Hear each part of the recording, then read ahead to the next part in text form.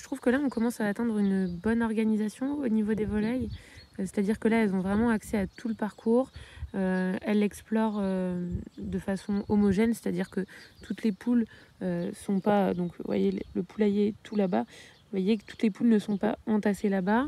Il y en a vraiment partout, hein. Vous voyez tous les petits points blancs. Là, c'est les jeunes poulets Sussex qui sont nés en février. Là, tout ce que vous voyez de blanc, c'est les jeunes. Ils vont vraiment partout, en fait. Donc ça leur permet d'avoir, je pense, une bonne quantité de petits vers et de petites choses comme ça. Je voulais juste vous montrer au potager, bon, on n'a pas fait grand chose, hein, à part très tôt dans la saison, on a fait ail, oignon, fèves. J'ai fait tomates et piment poivron. Donc là je voulais vous montrer, ça c'est l'épinard du Caucase. Enfin, c'est une épinard qui est grimpante et qui est surtout vivace en fait. Donc c'est pour ça que j'ai mis ce petit chapiteau un peu tordu quoi. Ça va grimper dessus, ensuite ça fleurit et puis ça grimpe, ça fait des petites fleurs qui sont sympas aussi pour les abeilles. Et puis en fait ça se mange exactement comme les épinards. Ça va faire une plante très imposante on va dire. Là c'est la deuxième année qu'elle est plantée, donc la première année ça pousse pas énormément, hein, ça monte ça et puis après ça va pouvoir faire plusieurs mètres. Là c'est pareil, c'est des trucs qui se sont faits un peu tout seuls. C'est des choucals qui s'étaient ressemés, que j'avais repiqué vite fait là, mais c'est pas... Voilà, je vois là-bas par exemple, il y en a deux petits qui sont ressemés tout seuls. Je vais continuer la ligne, comme ça là j'aurai une ligne de choucals, mais c'est pas des choses que j'ai eu donc c'est pas des choses où j'ai eu beaucoup d'attention à fournir. Donc voilà, du coup là j'ai vraiment pas fait grand chose au potager. Heureusement dans cette partie là j'ai énormément de choses vivaces qui n'ont pas besoin de moi. Mais bon, j'ai fait les carottes aussi qui sont en train de tout juste lever, mais j'ai rien fait d'autre. J'ai pas encore fait mes pommes de terre. J'attends que les lilas fleurissent. De toute façon là on a vraiment pas le temps. Et puis voilà, donc là tout ça c'est les fraisiers. Ça c'est les jeunes fraisiers de cette année, donc ça c'est les vieux de l'année dernière. Je décale à chaque fois. Là aussi c'est toute une ligne de jeunes fraisiers. En même temps c'est l'ail qui est entre les rangs. Ensuite là, c'est tous les petits fruits qui sont en train de fleurir. Les groseilliers, il y en a pas mal. Je vais vous montrer celui au canard parce que je pense que finalement, ils aiment bien avoir pas mal d'azote parce que tout ce qui a été planté dans l'enclos des canards, près de la mare, ça a énormément bien poussé. Et comme la mare, il y a une bâche, hein, c'est pas dû à l'eau, c'est vraiment, je pense, les déjections des canards. Ah oui, je voulais vous montrer aussi, c'est la première année où j'arrive à garder un artichaut. Et il ne s'est pas fait grignoter cette fois-ci par des rongeurs. Enfin, je soupçonnais des rongeurs, hein, ça pouvait être un autre insecte quelconque, je sais pas. Les poiriers, ça a tout gelé. On a eu énormément de dégâts. Nachi, ça a gelé. Poirier, ça a gelé. Voilà, j'ai plein de fleurs qui a gelé. Il n'y a que les pommiers, vous voyez, là, ils sont tous en fleurs. Donc là, donc ça c'est un Granny Smith. Celui-ci, je ne sais plus lequel c'est, je n'arrive pas à l'identifier. J'ai pris la photo de la pomme et puis personne n'a su me dire, donc voilà. Là on a aussi les petites fleurs de cassis. Je vous ai montré tout à l'heure les fleurs de celui qui était là-bas qui étaient toutes petites. Et là, regardez celui-là, il en est couvert. Hop. C'est des grappes et c'est exactement la même variété. Il y en a partout. Donc celui-ci l'année dernière avait eu une excellente fructification. Et là c'est bien parti. Là ce cerisier je l'ai planté l'année dernière. Il était tout petit. C'était un petit sion. Est-ce qu'on va voir là où il en était l'année dernière? L'année dernière il était à peu près haut comme ça. Il a super bien poussé. Il a fait que pleuvoir donc ça leur a plu. Il avait l'azote de la fiente des canards. Vous voyez là il y a très peu de concurrence, hein. Les canards ont bien mangé tous les végétaux au pied. Donc lui il a énormément bien poussé. Et là il est en train de fleurir. Et je pense que pour l'instant on a bon espoir de pouvoir goûter au moins une cerise peut-être, j'espère. On verra bien. Là, il y a deux énormes arbres qui sont tombés, là où la pelleteuse était passée pour faire tout propre pour la clôture. C'est très embêtant parce que c'était une location de pelleteuse, donc du coup, là, elle est repartie, quoi. Et c'est assez cher à la journée, on peut pas la refaire venir juste pour 2 troncs d'arbres. Et ils sont énormes, je vous montrerai peut-être tout à l'heure. Là, il y a Abdel et mon grand-père qui sont en train d'essayer de gérer ce truc. Et moi, je suis ici en train de gérer ces petits tas, là. Pour les dégrossir. Donc en fait tout ce qui était là sur le côté, on a gagné 5 mètres de prairie et on va pouvoir faire la clôture bien près ici.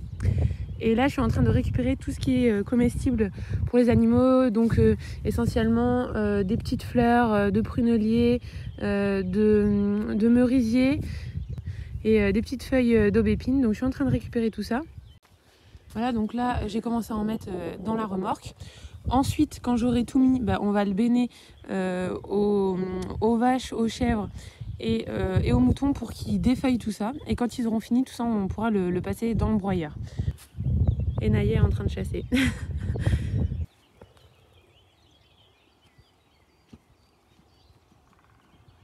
Naya est une très bonne chasseuse, tout ce qui est petit campagnol, mulot, taupe, tout ça.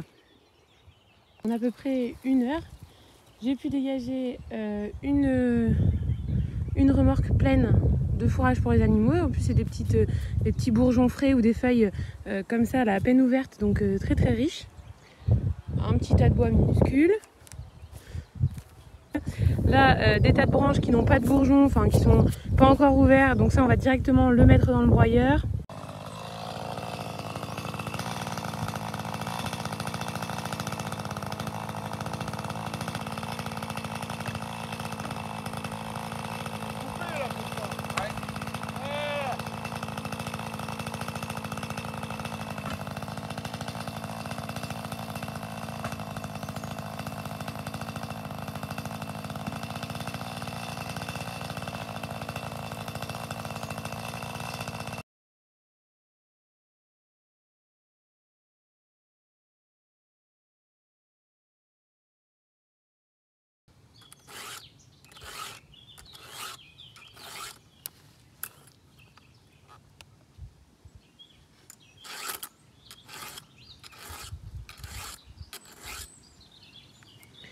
Mais papy, toi, tu aiguises qu'avec une lime ronde, tu prends pas de lime plate pour le dessus? Normalement, tu sais, il y a une plate pour... Si, mais pas, c'est pas toutes les fois, ça. Hein. D'accord. Parce que sur le guide, t'as les deux, t'as la ronde et la plate. Vous l'avez, oui.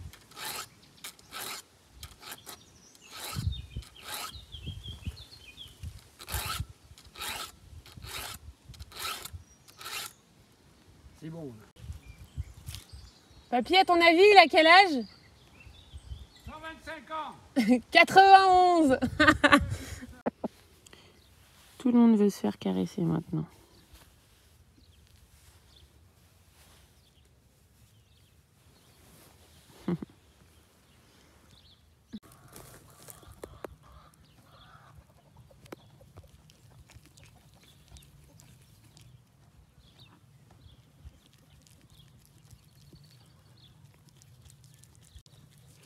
Là, vous voyez ça? L'éleveuse, elle aurait dû couper un peu les ongles. Ça doit pas faire ça. Donc là, en fait, avec le... Oui, je regarde, je montre. Je montre, petit coucou. Vous voyez, là, il faudrait couper. Couper tout ce qui dépasse. C'est bien là au soleil, ma nounou. Hein. Bon, là, les vaches, elles se sont vraiment super bien habituées à nous. Là, maintenant, je peux les caresser comme je veux. J'essaye de leur caresser un petit peu les tétines pour les habituer. Alors, Loline, là, celle qui a le cœur, est un peu plus farouche. Là, Lali, je la gratte comme je veux. Loline, surtout la tête. Elle se laisse pas encore manipuler. Elle se laisse pas encore aussi bien manipuler que Lali. Et j'ai pas encore touché ses tétines à elle.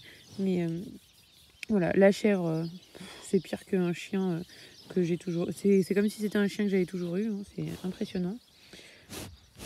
Et là, je vois chaque jour qui passe, elles sont de plus en plus confiantes. Oui. Oui. C'est vraiment très affectueux. Hein.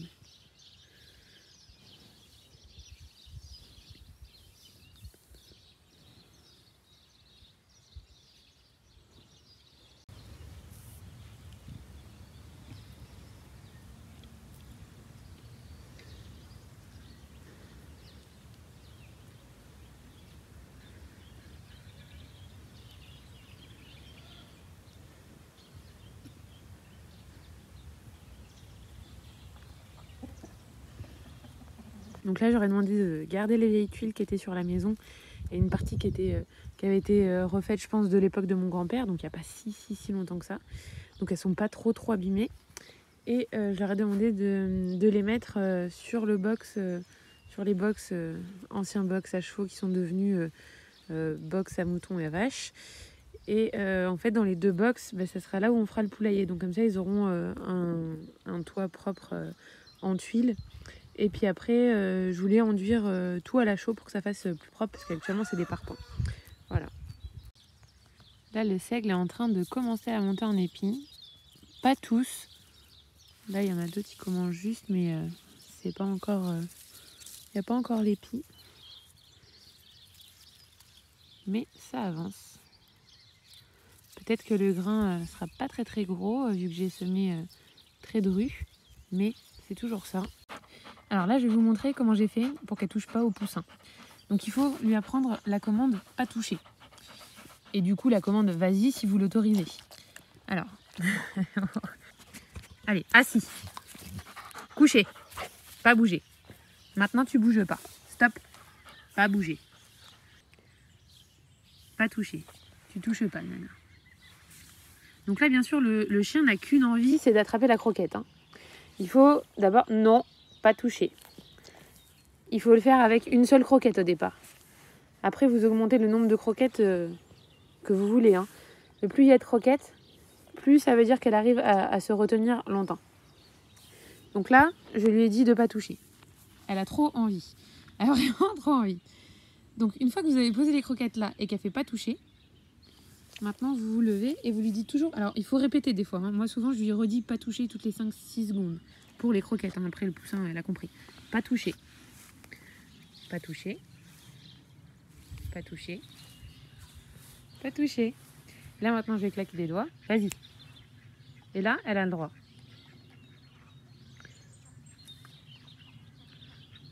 Donc en fait, il faut vraiment qu'elle comprenne quand est-ce qu'elle a le droit de toucher et quand est-ce qu'elle a le droit de ne pas toucher. Donc ça marche très bien avec les croquettes. Une fois qu'elle a fait les croquettes comme ça, vous pouvez passer à un poussin. Donc je lui posais le poussin dans le poêle et je lui disais pas toucher. Sauf que je lui donnais bien sûr jamais l'ordre, vas-y quoi. Et du coup, c'est comme ça qu'elle a toléré les poussins. Une fois qu'elle a toléré les poussins, et après, elle a capté en fait, quand je lui disais pas toucher un animal, qu'il fallait pas le toucher.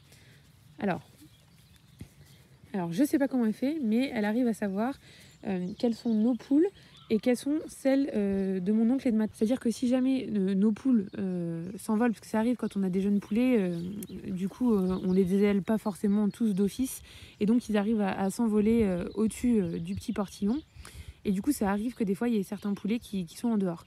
Et donc quand elle les voit, elle leur dit rien, parce qu'elle sait que c'est les nôtres et elle sait qu'elle n'a pas le droit de toucher. Par contre, quand c'est celle de mon oncle ou de ma tante, je sais pas comment elle fait, elle reconnaît que c'est pas nos poules à nous. Pourtant, on en a une 50aine, hein, donc je sais pas comment elle fait. Peut-être qu'elles n'ont pas la même odeur, j'en sais rien. Donc elle reconnaît que c'est pas les siennes, et là du coup elle va les chasser pour les éloigner du jardin et les faire retourner là où elles doivent aller. Par exemple, si on doit attraper un poulet qui s'est enfui, il faut qu'elle aille dessus, mais il faut qu'elle comprenne le mot doucement en fait. Parce que je lui dis pas vas-y tout court, sinon le vas-y ça veut dire mange-le. Je lui dis vas-y, mais je lui dis doucement. Et doucement, sur une intonation spéciale, je fais toujours doucement Mimi, doucement. Et en fait, quand elle entend doucement, elle sait que en fait il faut pas qu'elle le mange, quoi, qu'il faut juste qu'elle aille doucement. Alors, il y en a qui vont me dire oui, mais ta chienne elle est douce, non, ce n'est pas vrai. Ce n'est absolument pas vrai. On lui a appris. D'ailleurs, une fois, il y avait un merle qui était rentré dans la serre. Elle savait que c'était pas un de nos poulets. Elle l'a chopé au vol. Elle l'a tué sur le coup, quoi. Donc non, elle est capable de choper un oiseau, n'importe quel animal, et de le tuer malheureusement. Donc c'est pour ça qu'on a besoin de dire non. Donc pour le merle, c'était la première fois qu'elle chopait un merle. Donc je lui ai dit non, il ne faut pas, c'est pas bien, quoi. Il faut lui expliquer qu'est-ce qu'elle a le droit de toucher ou pas. C'est une très très bonne chasseuse de taupes, de rats-aux-pieds, de petits campagnols, de petites musaraignes. Donc ça, elle en chasse beaucoup et elle les tue. Par contre, elle les mange pas. Donc après, on les donne aux poules. Là, on a fait ça à midi. Ça nous a pas pris longtemps parce qu'en fait, il y avait le gros tas de pierres là que le maçon a défait pour faire l'ouverture. Voilà, c'était surtout pour retenir la terre parce que là, il y avait plus de 50 cm, 60 cm de dénivelé. Là, on a comblé avec un peu de tonte. Donc voilà. Puis après, il va falloir qu'on organise la vigne là pour qu'elle grimpe sur la grange pour cacher les pierres toutes moches et qu'on refasse la porte. Donc là, je voulais vous montrer, on est en intérieur dans mon salon Et j'avais planté des patates douces en janvier. J'avais planté une variété classique orange de celle que j'avais fait l'année dernière, plus une variété rose violette. Le cœur il est rose violet. Je l'avais pris dans une boutique sur internet de nourriture chinoise, enfin de produits asiatiques. Et du coup je les ai mis dans ce pot. Il y a un bananier qui peut faire des bananes, hein, mais en intérieur je suis pas sûre de ce que ça va donner. Mais je m'étais dit que je pourrais me servir des feuilles pour faire des papillotes, quoi. Des choses comme ça, si on pêche un poisson ou quoi, on peut l'enrouler autour, parce que nous on n'utilise pas de papier d'alu, ni de papier cellophane, ni de papier cuisson, tout ça, ça n'existe pas chez nous. Donc je m'étais dit, pour faire des papillotes, on peut se servir éventuellement des feuilles de bananier en les nettoyant bien, parce que là il y a plein de poussière dessus. Et donc du coup j'ai mis mes patates douces dans ce pot, et je trouve que ça fait super joli. Attendez. Donc voilà, je vous montre ce que ça donne, je trouve que ça fait sympa. Ça se comporte très bien ensemble parce que moi, en intérieur, les plantes, elles ont quand même tendance à mourir. Hein. Donc plus il y en a comme ça, je trouve, moins le pot se dessèche parce qu'il y a beaucoup de terre. Donc quand je pense à arroser, j'en mets un bon coup et ça tient un moment. Donc cette façon de faire, en fait, de mettre plusieurs plantes dans le même pot, en intérieur, ça marche très très bien, c'est très pratique. Bon, bien sûr, il y a des trucs qui sont pas comestibles hein, dedans, ça c'est... Ça c'est pas comestible, c'est juste décoratif. Mais bon, du coup, ça m'a fait mes patates douces qui poussaient. Et de ça, je fais mes boutures. Et ensuite, je les mets dans l'eau. Vous voyez là, j'en ai mis dans ce verre. Et regardez, j'ai plein de racines. J'avais aussi fait avec la méthode classique détremper dans l'eau. Ça marche bien aussi, mais ça marche de la même façon dans le pot en fait, même exactement de la même façon. Donc maintenant je m'embêterai plus à en faire dans l'eau, comme ça fait un truc en moins sur l'étagère. Ça sera dans mon pot, ça fait très décoratif.